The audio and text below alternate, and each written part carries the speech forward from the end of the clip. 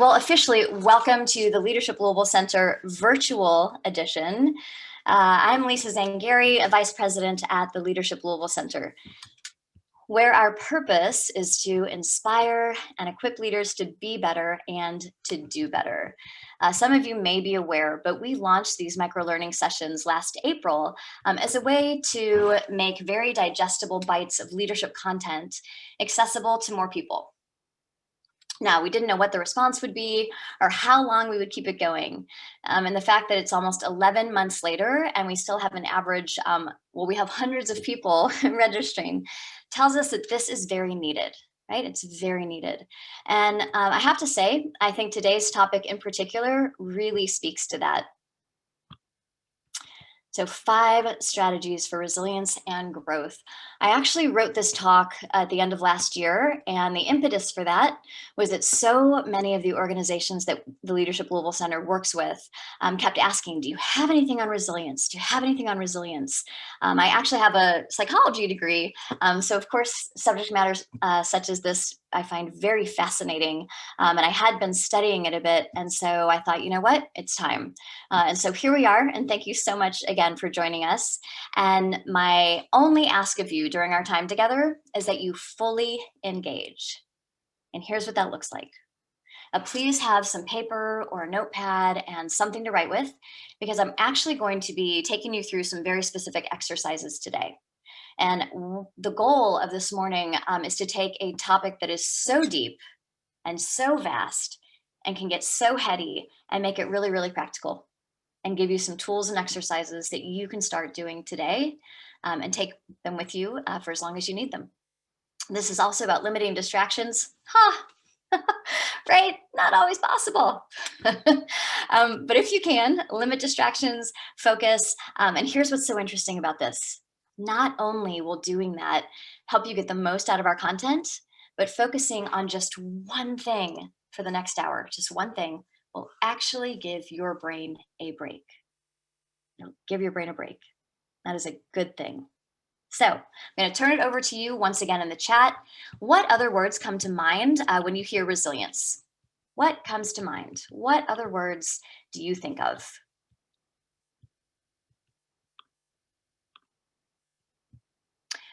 Yes, strength, strong, steadfast, popping back. Love that, popping back, perseverance, persistence, patience.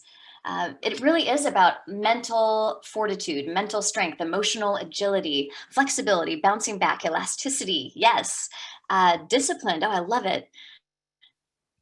Right, we have a lot of associations with resilience. Calm in the storm, sustainability, adaptability. You're going to hear so much about so many of these words throughout the next hour. What about people? Are there any people that come to mind for you, whether you know famous and iconic or someone you know personally, when you think of resilience? I know for me, I always think of my mother. She has not had the easiest life from a very young age, and yet she is so resourceful. She's so strong. She's so resilient. So who do you think? Yeah, mother.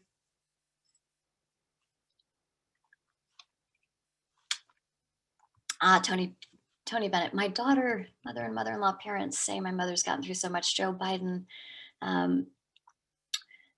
We have yes, positive, also a word. Or, oh my gosh, Nelson Mandela could basically, he'd be all of our exemplar.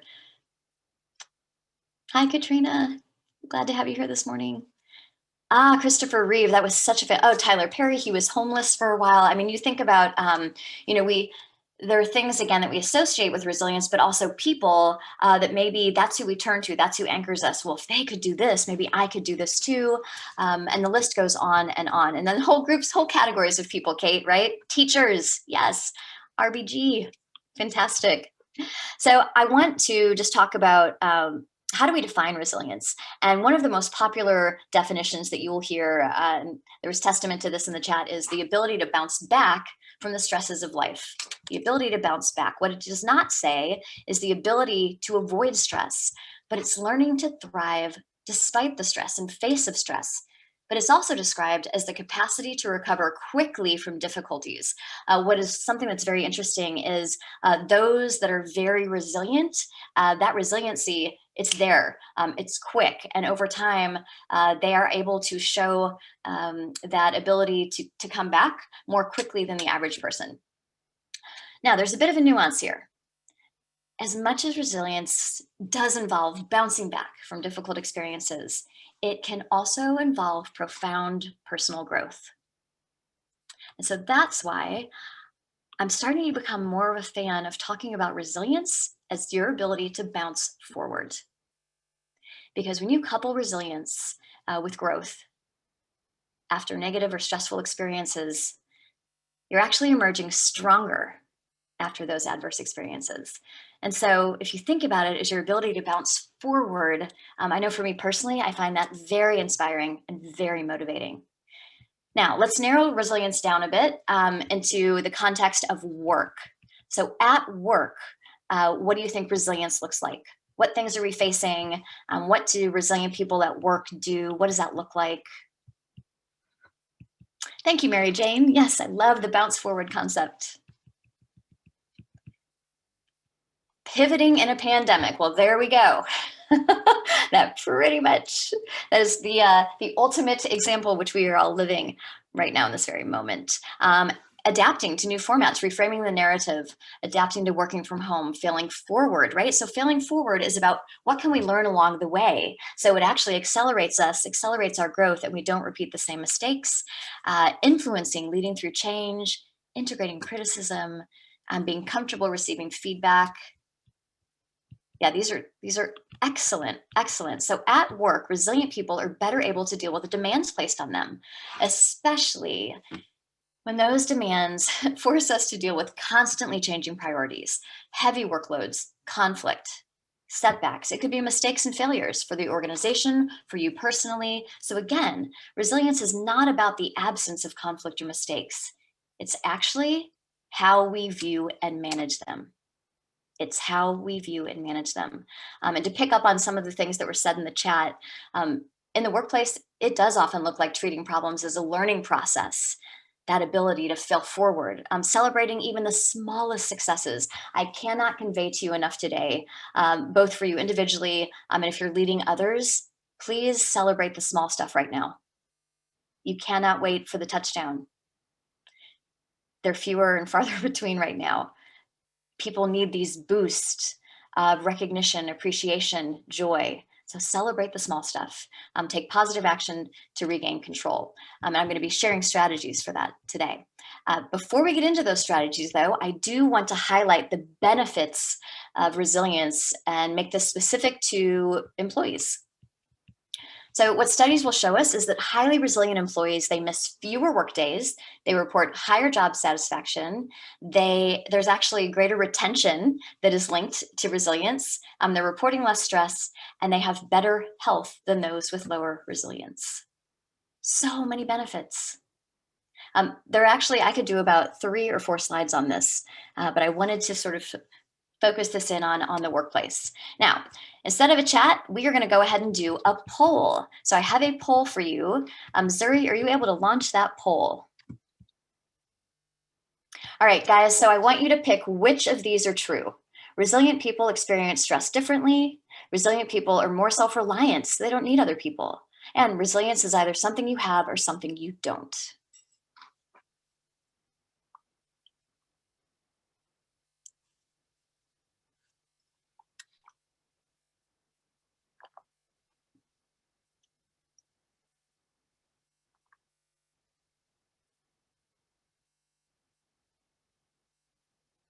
All right, let's go ahead and end the poll. We have about 80% of the votes in.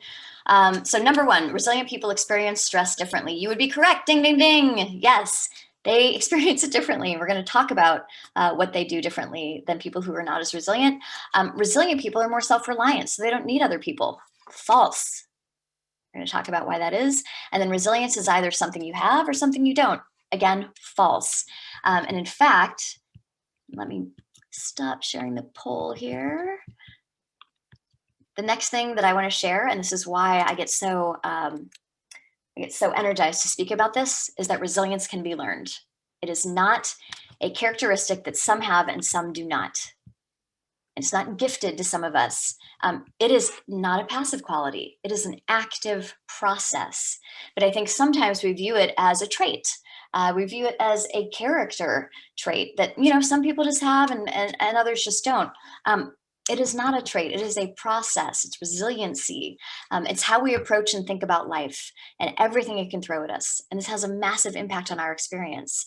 And resilient people just do more of the things that help maintain responsiveness to what is happening around them so they can have a semblance of control. But it's relatively easy for those of us that feel less resilient to develop the right habits that increase our ability to perform under pressure and over time, with that bouncing forward concept, to live better despite the circumstances that try to limit us.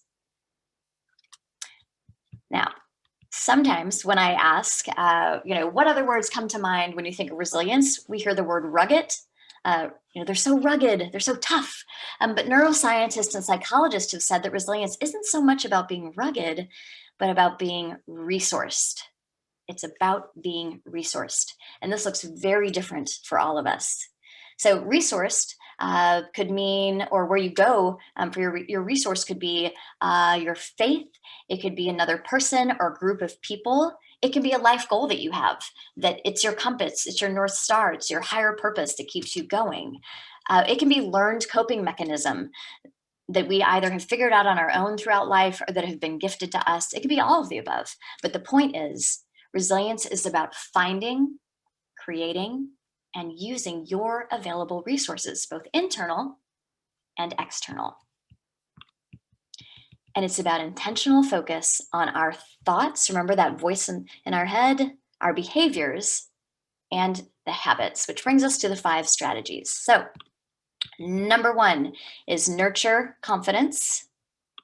Number 2, find purpose. Grow adaptability, foster connection, and embrace self-care. So again, I'm going to share exercises for all 5 of these. Some of them you might be doing already. Some of them may not speak to you, but my ask is that you try everything today, and that way you can choose which you want to take forward. You can choose which you think will work best for you.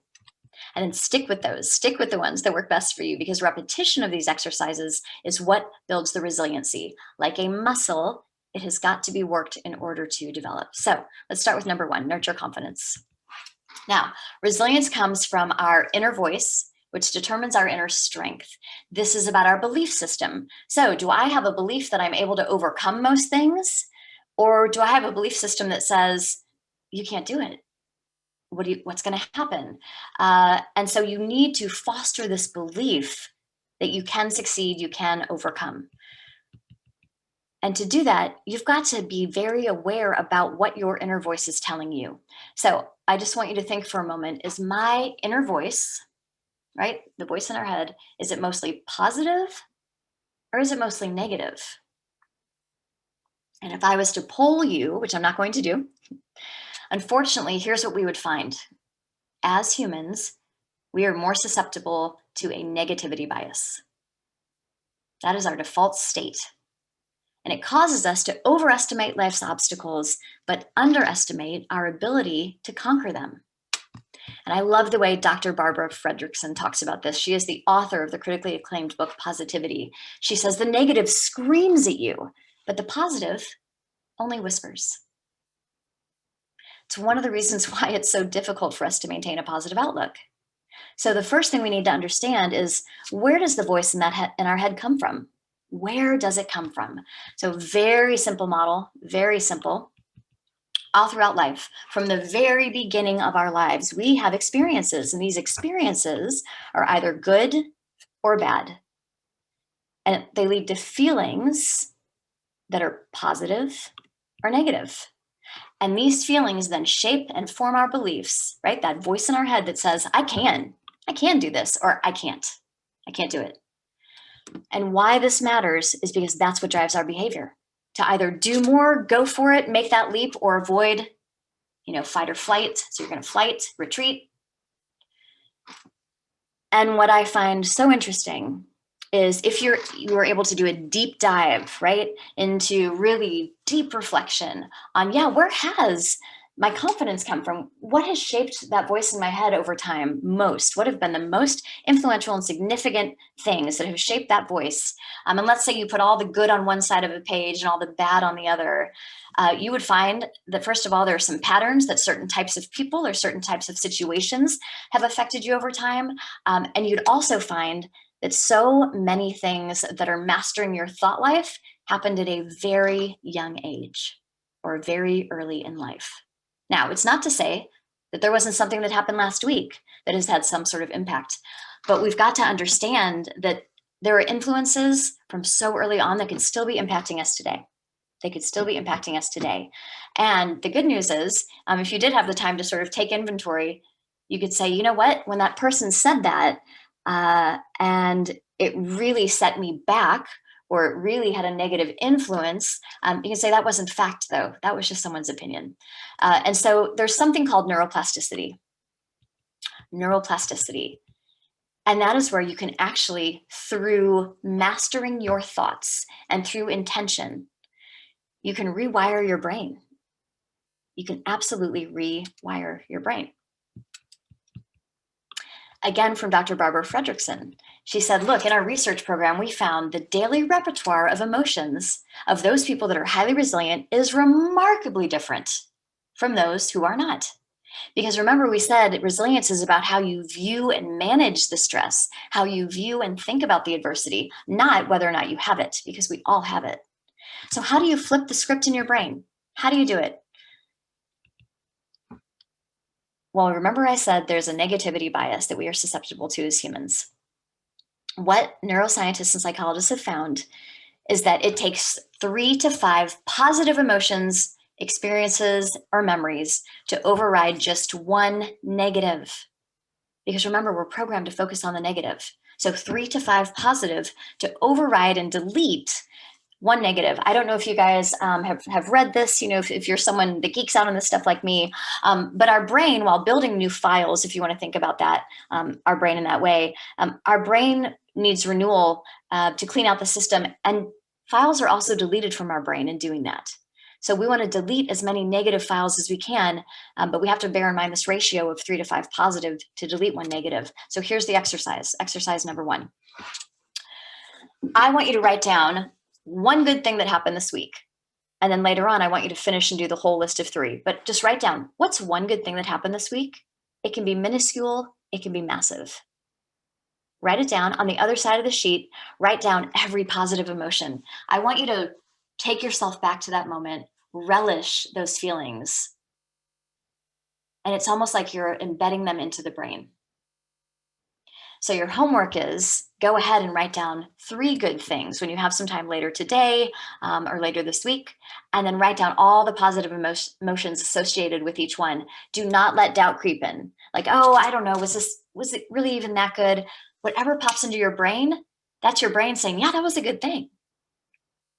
And I felt proud, or I felt elated, or it just made me a little bit happier, or I felt relieved, whatever it is. But here's the thing, doing it once won't make a bit of difference. Resilient people have automaticity around this. They do it automatically because they've been doing it for so long. But if you're just getting started on this journey, or if you want to keep building your resilience, you have to make this a daily or a weekly practice. And it could be over time that suddenly when something good happens, you naturally pause and reflect and say, wow, I'm just going to sit with this. Awesome. That email made me feel so good. And I'm going to sit with this. Or man, I'm so relieved that my child had school today. That feels really good. A weight's been lifted, whatever it is. And it's different for all of us. And start doing that automatically. And remember, 3 good things delete 1 negative file in the brain. And that strengthens you. It increases your mental fortitude. Now, a deeper practice that I would want you to do as homework as well is to really reflect. A time I overcame great adversity was. The time I overcame great adversity was. The reason why this is important is because you are anchoring your brain. You're putting an anchor in there so that when you're faced something tough, you go, you know what? This feels tough, But brain, remember the time that and whatever this memory is, whatever the moment was, whatever the phase of life was, because here's the point, a time I overcame a great adversity was, and I know I can do it again. You have to train your brain to believe and understand, no, I can do it again. I can overcome. All right, so that's about nurturing confidence, bolstering your brain, bolstering your belief system. Number 2 is find purpose.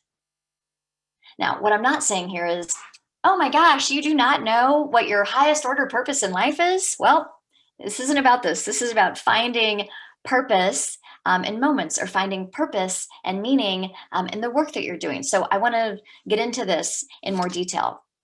And purpose can also be your personal why. And if you have that and you know that, oh my goodness, that is, it gives you so much strength. It's such a good compass. But it can also be just so specific to a task you're doing or your job. And while we don't have time to work on discovering your broader purpose today, here are some ways that you can be more purposeful in your daily work. It's about having a sense of accomplishment, right? If you assign meaning to things, it helps you focus, but also helps you feel like you got to win. And it builds up our mental strength and our emotional agility. It provides us direction and focus. So number 1 is focus on just one thing when you can. You're thinking, yeah, right. Yeah, that's simple. Well, here's what people do that are resilient. They might look across their work calendar for the next 4 weeks and say, where's a 2 or 3 hour chunk of time where I can put a hold on my calendar and either think strategically or make some progress on that one big project that actually I haven't done enough planning for, and the team knows it, and we're kind of just flying by the seat of our pants. Or it's 3 hours to plan your next 3 months, whatever it is, but giving yourselves those big chunks of time, again, give your brain a bit of a break, but they get you further faster over time.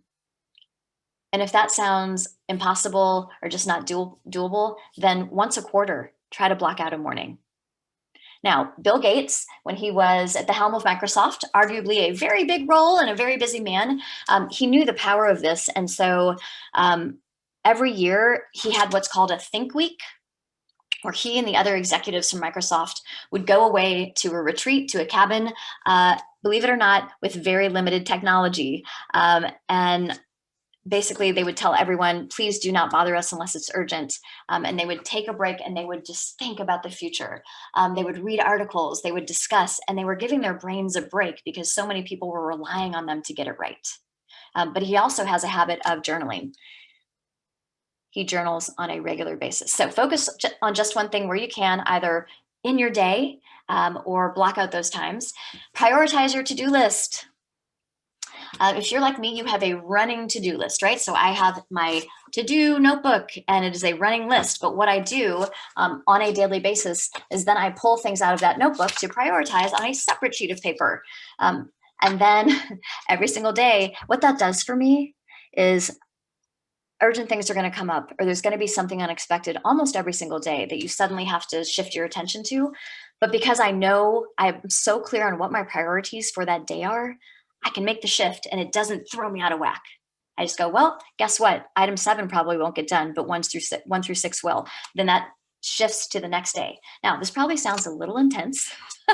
So I'm not saying it's right for everyone. But what I'm saying is, how do you prioritize where you're going to focus? And are you on top of everything you have to do? And the reason why it matters is it gives you control. It gives you control.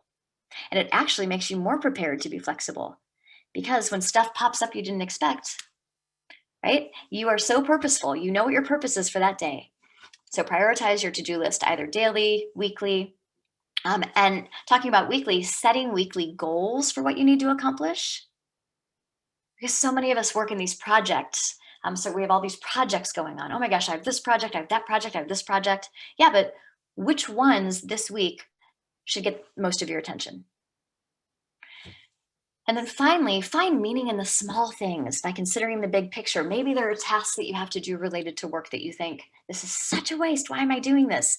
Well, maybe you doing that expense report or you doing whatever the administrative task is, if you think about how this actually is helping someone else get their job done.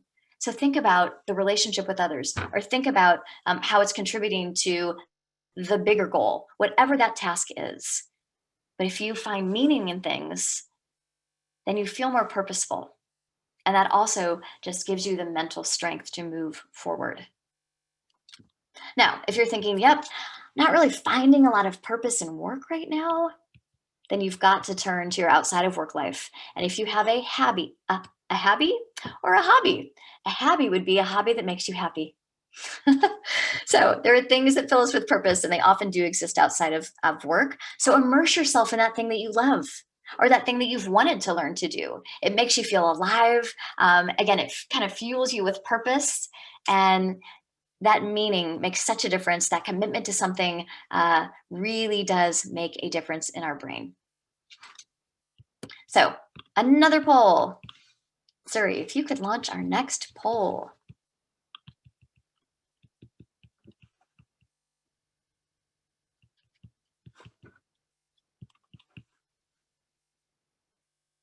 Which of these have you experienced?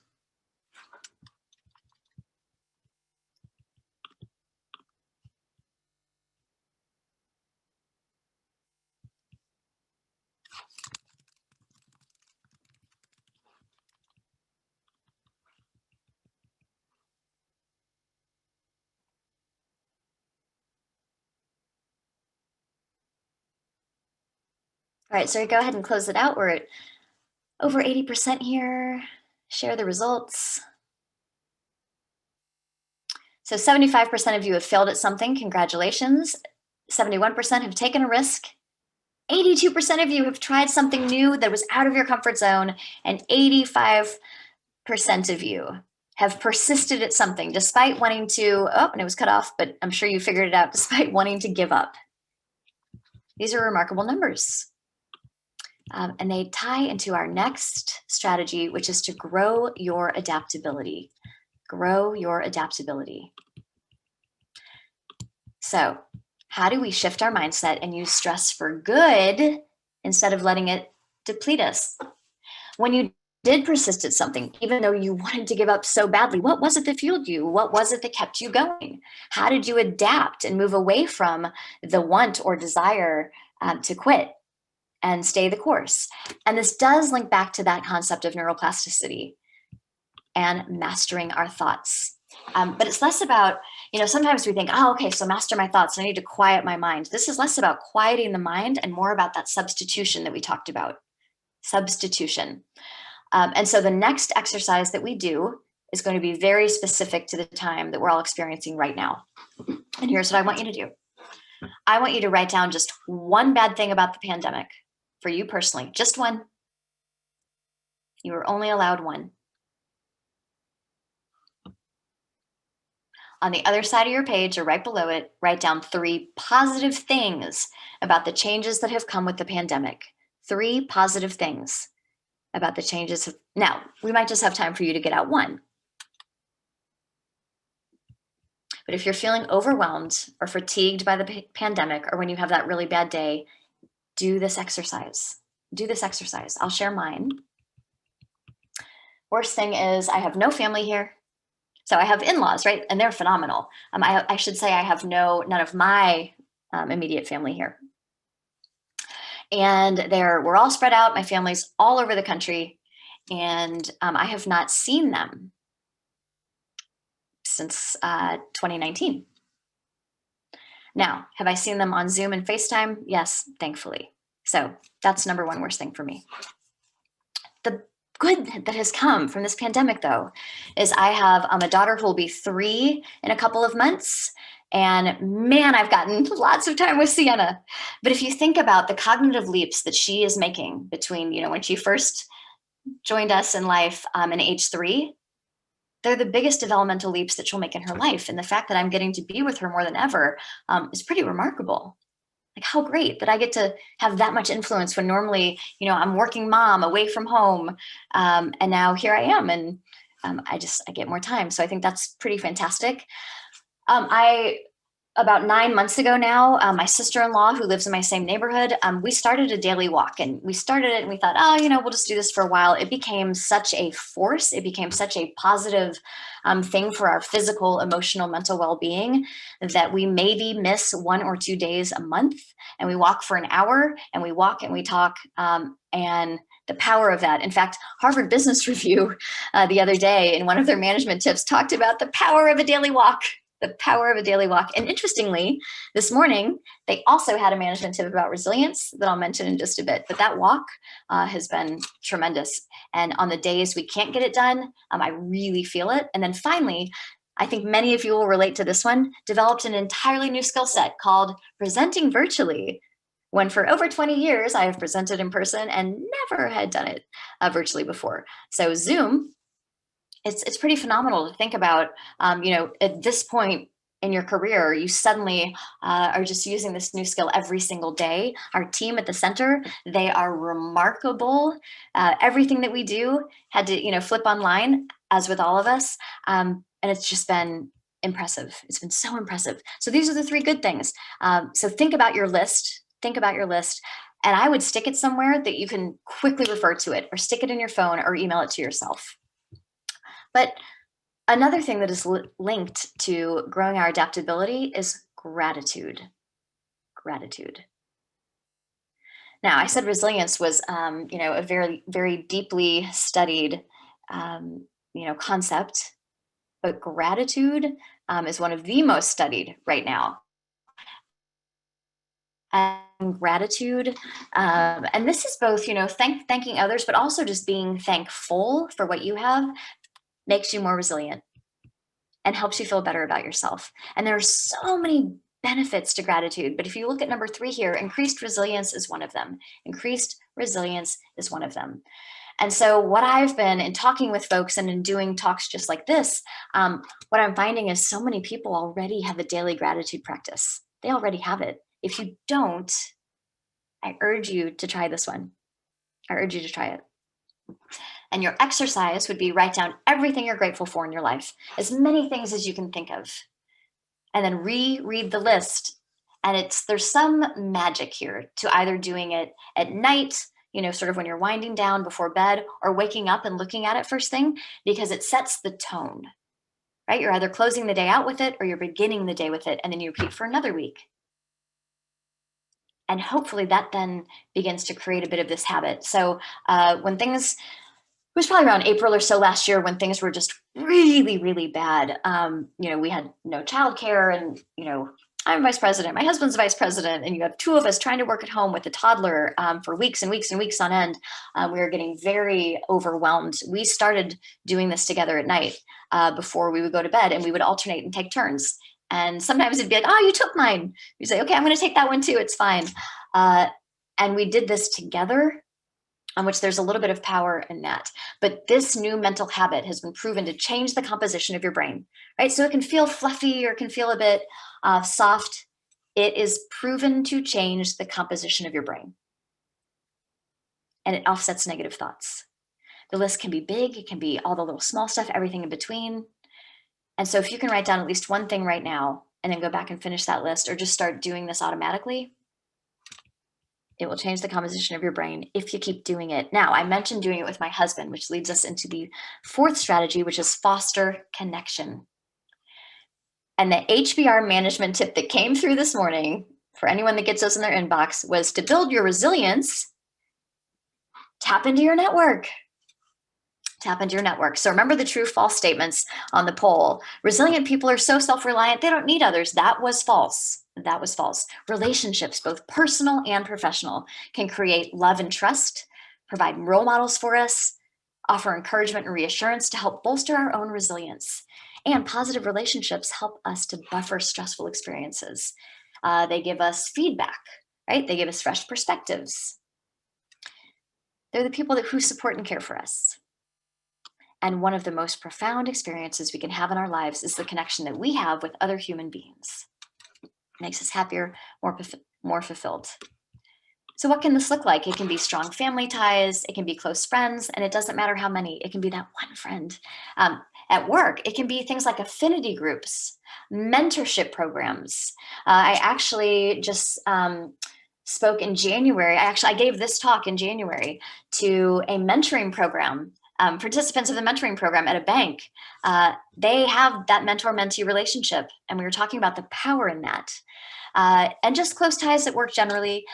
It could be your faith-based organization. It can be engagement in the community, right? So it looks very different for all of us, but you've got to know where you go. This goes back to being resourced.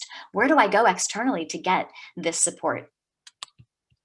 You can assign friend check-ins at work. I have this awesome friend at work, Holly, who will be like, text me, hey, can we just have a friend check-in and not talk about work stuff? Yes. Thank you, Holly. So think about your connection. Think about that friend that is the one that always says, you know what, you got this, and gives you a fresh perspective. The friend that will vent with you and go, I know, me too, right? Do you have different friends for different moments? I know I certainly do, depending on my mode, my mood, whatever it is. So who are your go-tos and for what? The last strategy that we're going to talk about this morning is to embrace self-care. Again, self-care can feel like, oh, isn't that like a thing that, sort of out there that's, social media that people are talking about, or is it a buzzword? No, it is actually critical. It is critical, especially in times right now. And it looks very different for every single one of us. In its simplest form, self-care refers to our ability as humans to function effectively in the world while meeting the multiple challenges of daily life, but with a sense of energy, vitality, focus, purpose, and confidence. It takes intention and it takes planning, and it requires our active engagement. So I want to hear from you in the chat. What are your favorite or your go-to self-care activities? Anything goes here. Anything goes.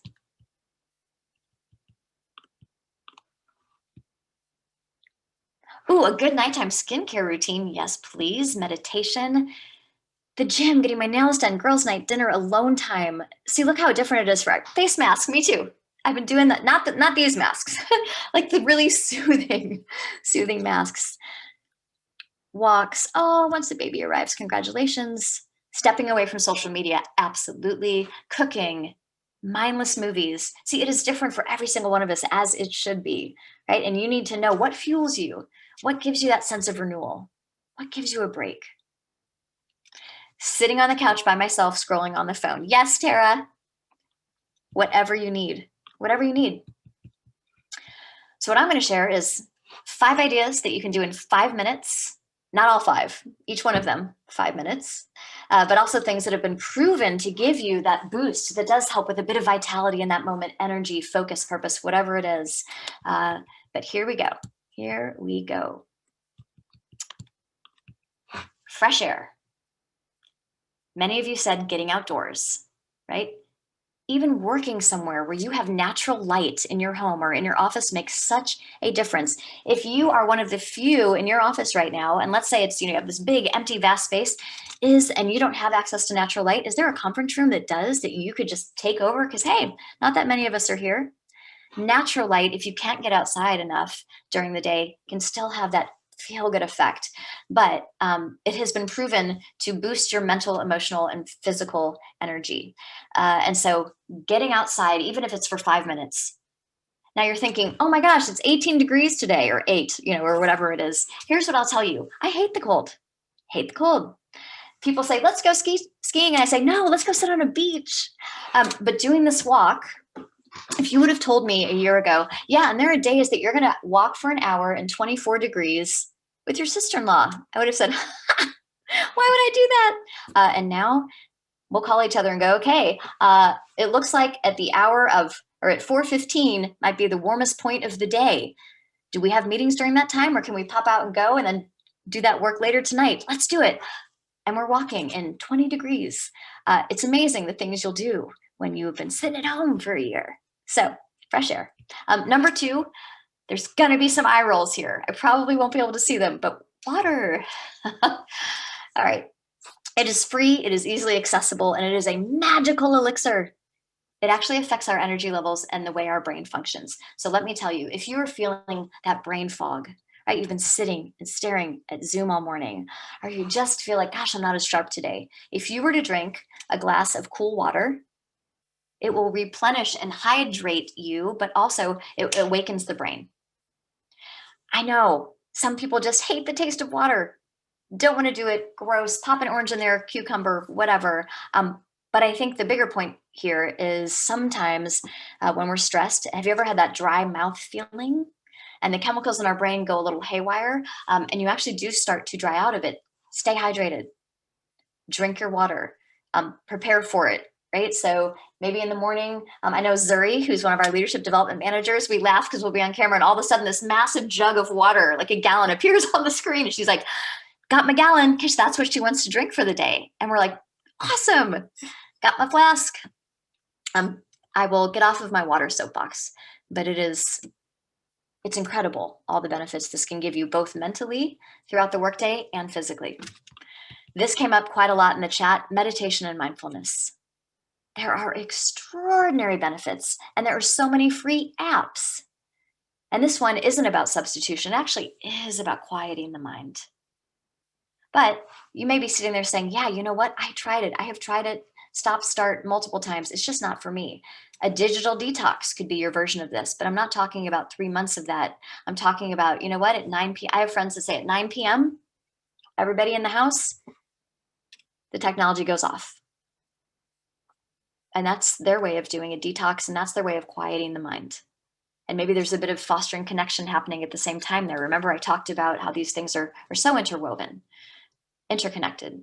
For some people, I know for me, if my husband has a little one and they're far enough away in the house where I can't hear them, cooking is quite meditative for me. You know, all the chopping, even, you know, washing the dishes. If I'm not disrupted, that becomes quite meditative for me. If you play an instrument, it has the same effect.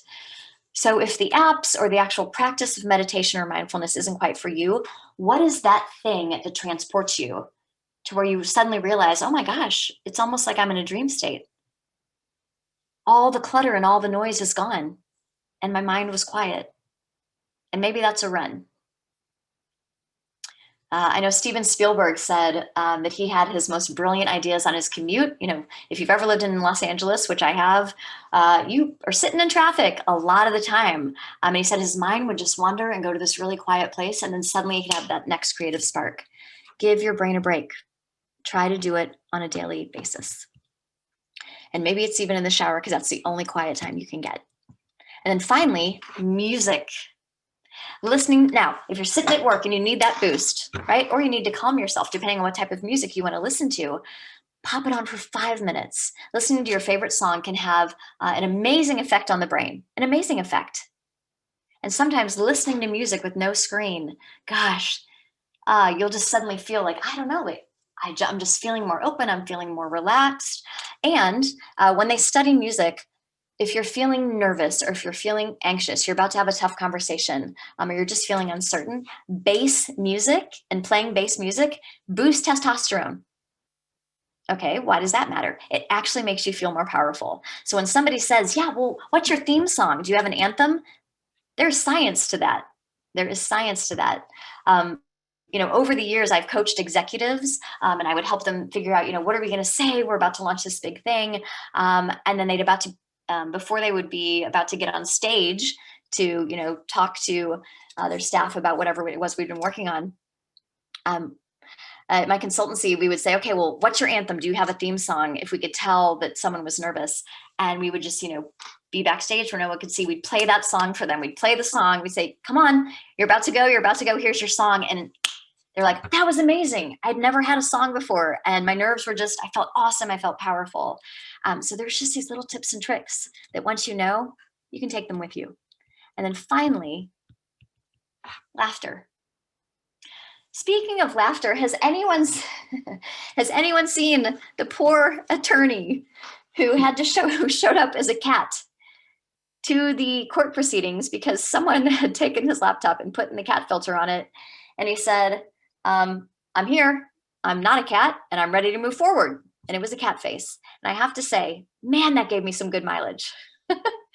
And if you're someone who pulls up a funny video because you know yourself well enough to know, you know what, I'm feeling really crappy right now. And just by taking 2 minutes to watch these, I'm suddenly going to feel great again, then you do it.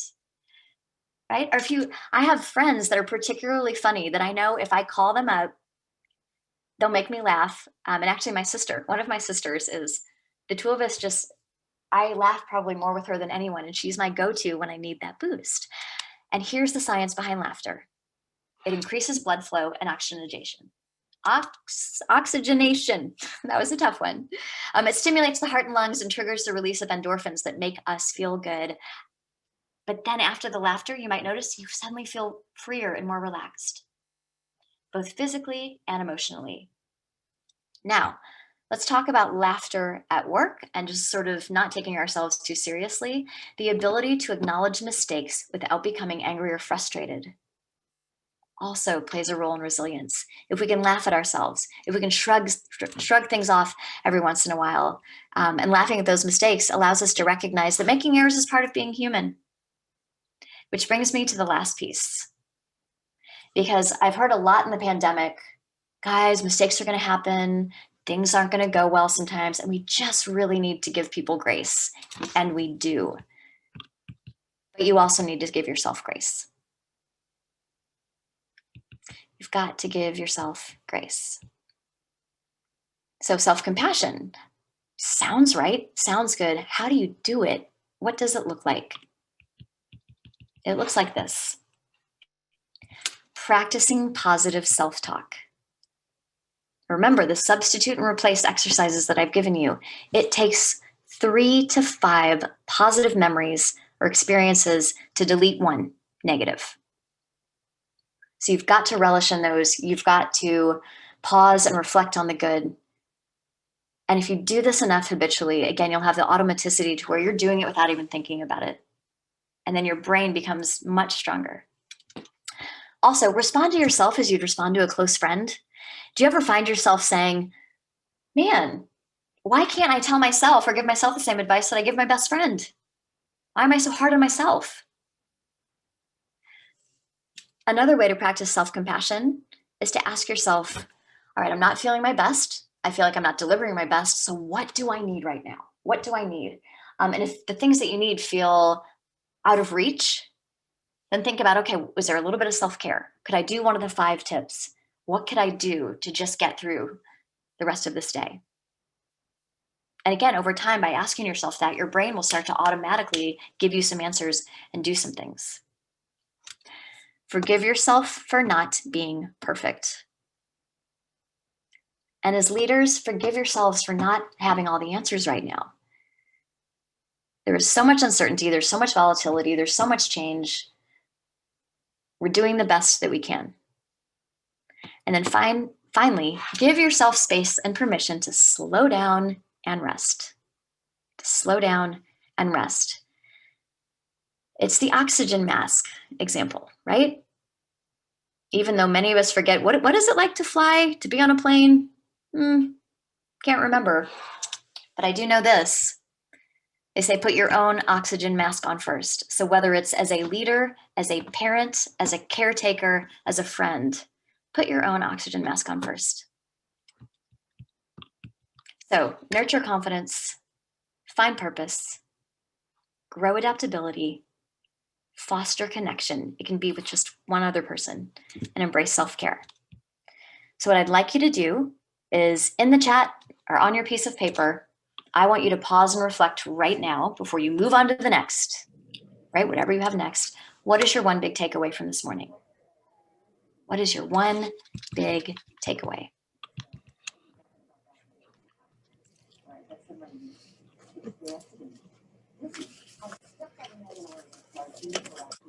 Give myself grace. Drink more water. I think that might be Brandon in there. Yes. Pause. I have control over how I engage with the world. Yes. You also have control around how other people make you feel. Identify the positives. Start journaling. Breathe. Practice self-compassion. I'm just going to let these keep flowing here for a bit.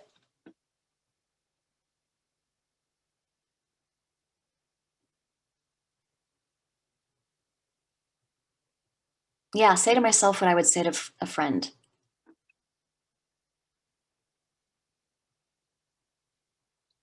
There's also real power in at the end of meetings or in between meetings to say, okay, it's almost close your brain out from that meeting. All right, did I capture the to-dos from that meeting? Great. And then turn your attention to what's coming next and set an intention for how you want to show up.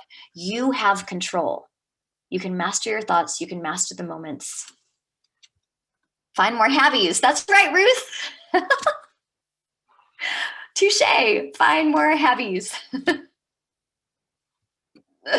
Ah, I don't know. I feel like this habbies thing is going to take on a life of its own. You guys, thank you so much for joining this morning. I will share with you before you go a couple other things we have coming for you from the Leadership Louisville Center. And the first one of those is already sold out, so apologies. But Coaching Others for High Performance has such an extensive waiting list that we may actually end up bringing it back sooner than we thought. But that's happening the end of this month. Next month, myself and one of our newest rockstar leadership development managers, Zuri, will be teaching the course Lead Like a Boss. I'd say what's most unique about this course is it focuses on what to stop doing as a leader. Right? So what leadership bad habits do you need to stop to help you get ahead and to help your people get ahead? And then our next microlearning is going to be in April. And actually, we're going to be featuring a local author, Henrietta Pepper. She has launched a new book, Out of the Gate: What Inspires Us Drives Us Forward. You can learn more about her talk or register on our website. And then finally, for those that have been wondering, we usually have our annual leadership summit in March. This year, it is going to be in May. It is still virtual.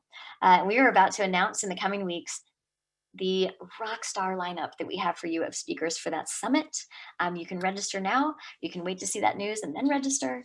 And groups are welcome. But you guys, thank you so much for joining us this morning. I'm glad it was fun. Good. You're so welcome. Thank you.